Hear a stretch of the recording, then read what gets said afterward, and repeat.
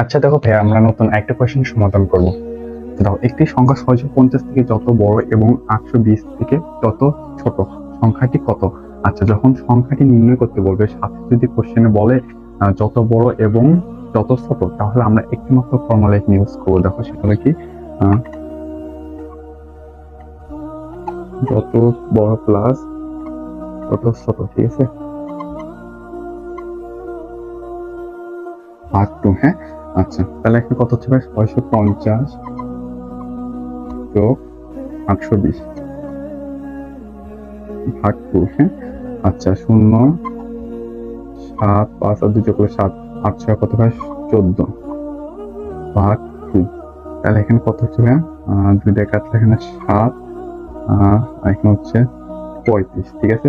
আচ্ছা, এটা হবে কি অ্যান্সার। তাহলে কি হবে ভাইয়া? যত বড় এবং যত ছোট বললে কি করবো? দুটো যোগ করে দেন, দুই দ্বারা আমরা কি করবো ভাইয়া?